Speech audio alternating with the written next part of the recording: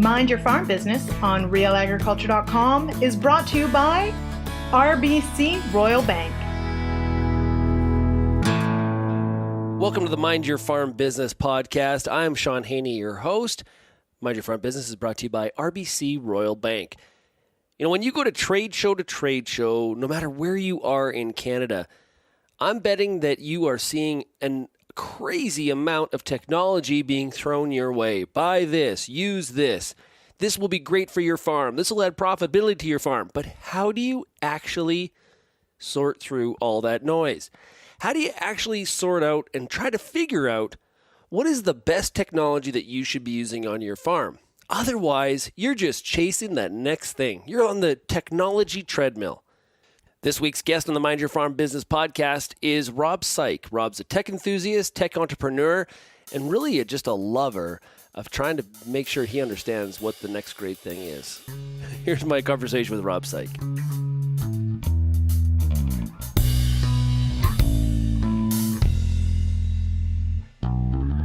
Hey, Rob, how are you doing today?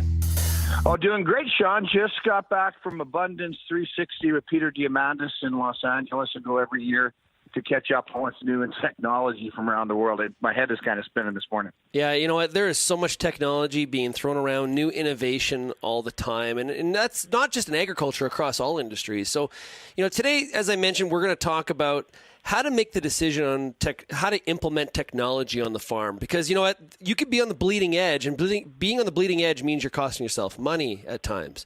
So from a farmer's perspective, how should they approach evaluating new innovations and new technologies before they make that purchase?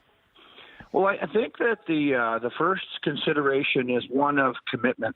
And that is that doesn't matter what technology you're out there, and I could give a variety of examples, but it's the easy part is buying it. The real hard part is committing to implementing it. And I don't care if it's some sensor technology or a new controller in the tractor, a new piece of equipment or a new piece of software. The dedication to learn the system that you just purchased, no one should underestimate that part of the equation. One thing is to cut the check. The other thing is to cut the commitment to that technology. What I mean by cut, I mean commit to it.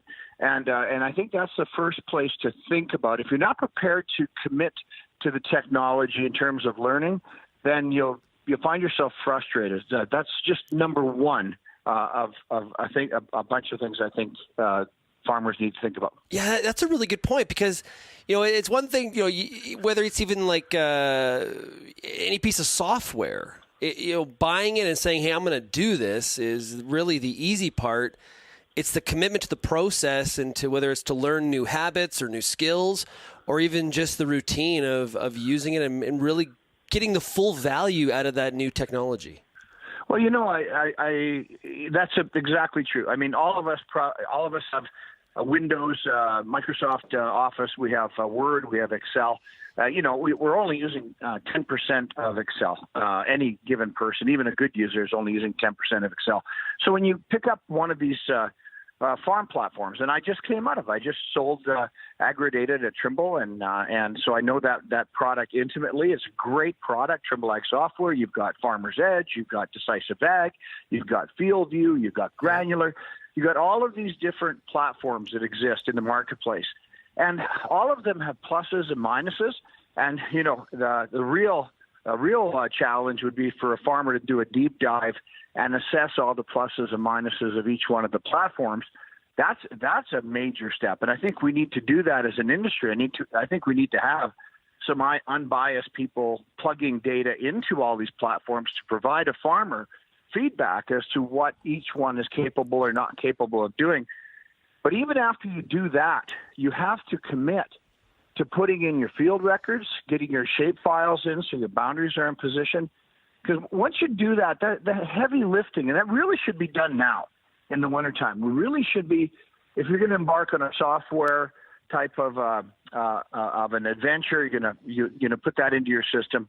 You have to make that decision in the wintertime. You have to load up your shape files, your field records, legal descriptions. You have to load up your crop rotation records. Without that information, you're not going to be pulling the value out of the software program, and you're going to be frustrated. But Rob, a lot of times when I'm talking to growers about this topic, I hear people say, and even corporate people, when you ask them questions about when they upgrade their facilities and things like that, everybody talks about, well, I got to get an ROI. But when you dig a little bit deeper, a lot of people, I don't think, have it really quite figured out or a plan on how they actually are going to measure. What return or what value did implementing that technology, what value did it actually have? I think that's a really hard piece of this whole process.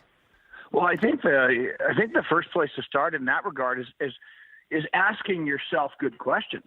Like, ask yourself, what is it that I don't know about my farm now that I'd like to know as a result of implementing the technology? Again, going back to software, do I really understand my fixed cost per acre? Because unit cost per production of a ton of corn or soybeans or bushel of canola or wheat comes down to the total number of units you produce divided by your variable and fixed costs. Most farmers have a handle on their variable costs, but fixed costs a bit of an enigma out there. And so the first question I would ask is, as a result of adopting this new technology, will I really truly understand my fixed costs? Or if you're going to implement sensor technology like moisture sensors, if I implement moisture sensors in my farming operation, will I make different decisions because of them? And so we've got farmers out there today that have been playing with new moisture sensor technology. The moisture sensors tell the farmer there's more moisture in the soil than he believes, and he doesn't trust the data, so therefore he doesn't act. So what's the point of having all of this investment in technology if you don't trust the data? So again, a learning curve, right, Sean? Yeah, absolutely. And I think sometimes it's okay to just say, and just be honest and say, yeah, I bought this technology. I bought this and I've used it. And to be honest with you, I can't justify it, but I think it's super cool. I think once in a while it's okay to do that too. Well, that and Sean, I've got drawers full of stuff that I have bought over the years that doesn't work. I've got equipment that I bought over the years that doesn't work, and so it's not without some pain and some investment. And I use the word investment. So I bought all kinds of scanners and devices that in the end didn't do what I wanted them to do. And I think another thing a farm needs to do is set up a technology budget. And that is a budget that you're going to deploy each and every year to learn something new. That could include course fees that you pay to upgrade yourself, but it certainly should include money for technical stuff or technology that you're buying, knowing that you'll throw some of it away because not all of it meets your needs. We're going to get back to the rest of my conversation with Rob Saik, but first a word from our sponsor, RBC Royal Bank. Today's producers are thinking hard about where they want to go and what moves to make to get them there. A business plan is your roadmap to success. Without one, it's easy to get lost along the way.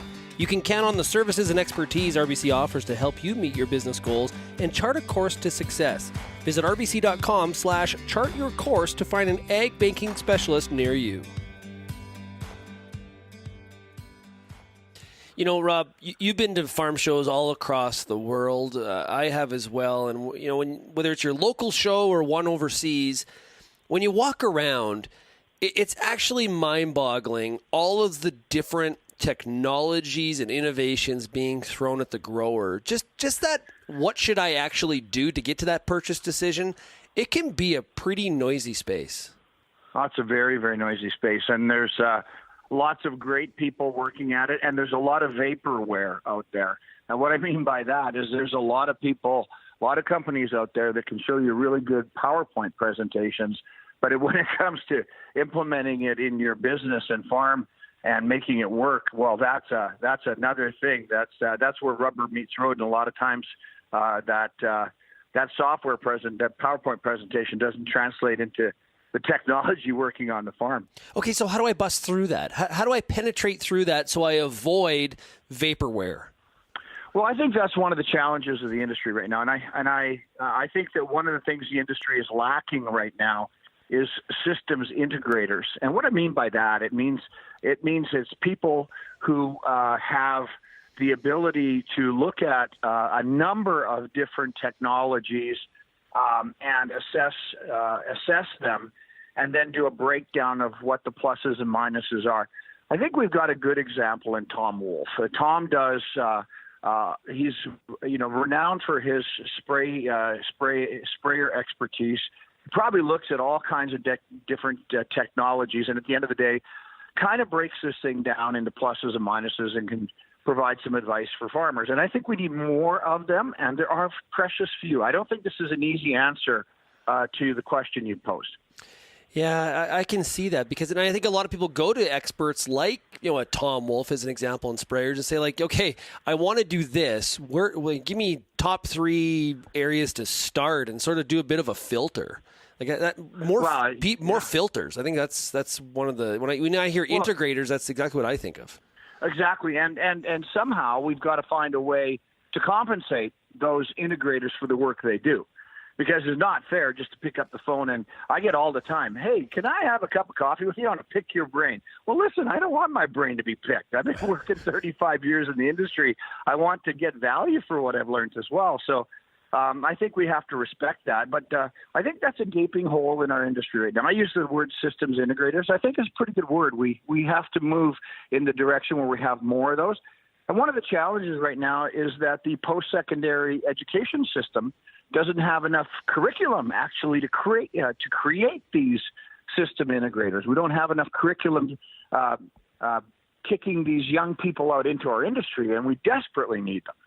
Hey, Rob, as you look back on your career, what's one or two of the really, really cool technologies that got implemented that have just really created a lot of value? Maybe at the time when they first came out, people were a little bit wishy-washy on it, were a little bit skeptical, but it's really worked out well. Well, there's two that jump out. One of them would be swath guidance, auto steer. That just jumps out at me. I mean, that's a technology that at first you have those bright light bars shining in your eyes in the middle of the night that's blinding you. But that technology, without doubt, has reduced overlap. And, it's really strange now when you fly around and you look down the field, you actually see a field that's crooked. And you go, that guy doesn't have auto steer, And so that one was without a doubt. Sectional shutoff to me is another one that goes right hand in hand with auto steer. I mean, a lot of the fields that farmers run have a lot of obstacles in them. So to be able to shut off the sections as it goes through the previously seeded area, I think is a really good thing. For me, personally, one of the real big things that I have learned to rely on so much is voice recognition. So I think that voice recognition has changed the way I've interfaced with a lot of technology, and it's made it a lot easier. I'm pretty good at using voice recognition. So those are some technologies on the farm side and on the personal side for me. So okay, let's flip it around. Can you think of a technology in agriculture where everybody had super high hopes and there was a lot of hype and it just really sort of flopped? Well, I think we're still struggling with the whole notion of precision agriculture, whatever that means. What I mean by that is the ability to apply different inputs at different parts of the field. I don't think we're struggling with the ability to do it. I think we're struggling with the ability to make sure that the science behind it is good. And I have a slide I use, and it's called Poor Agronomy plus Precision Agriculture equals Poor Agronomy Precisely Applied.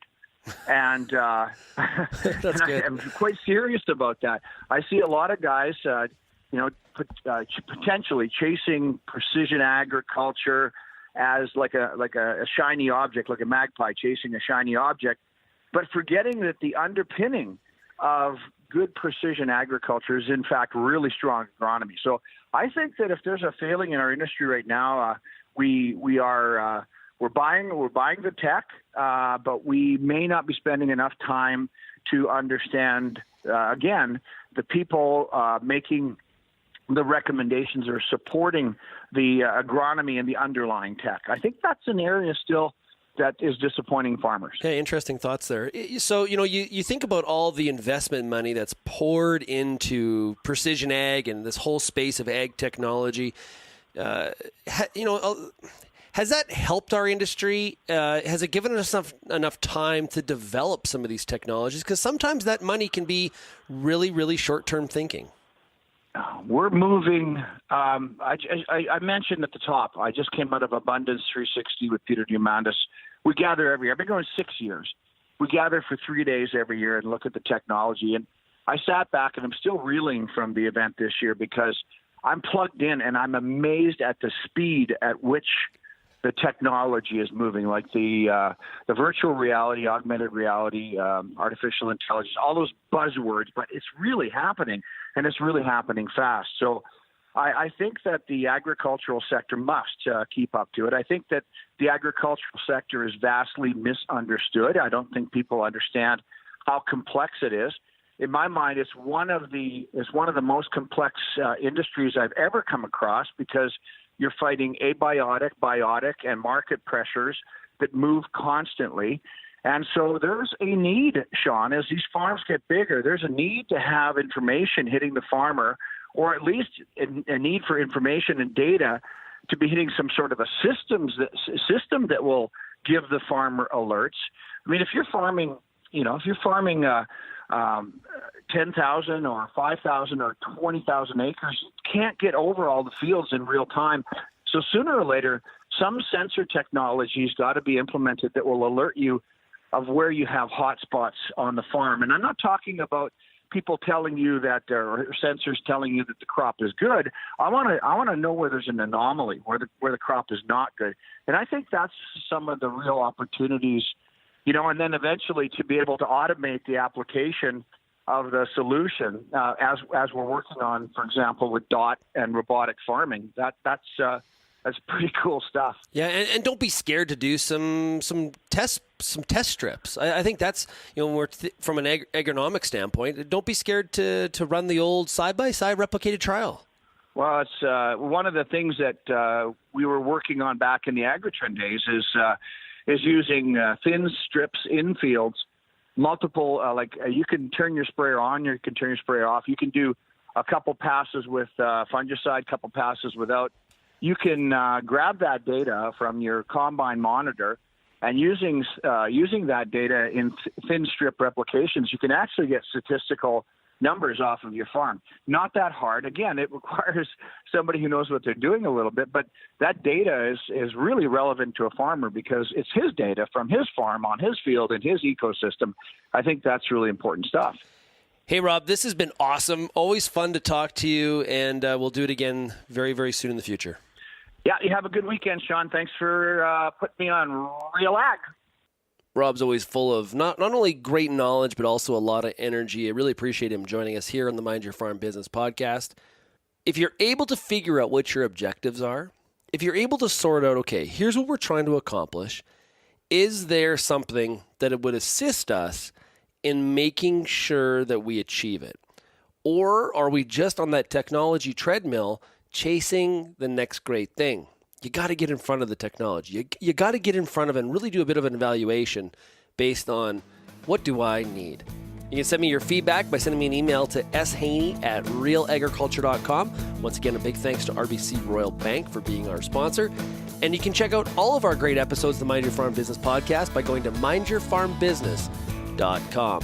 Until next time, keep on minding your farm business.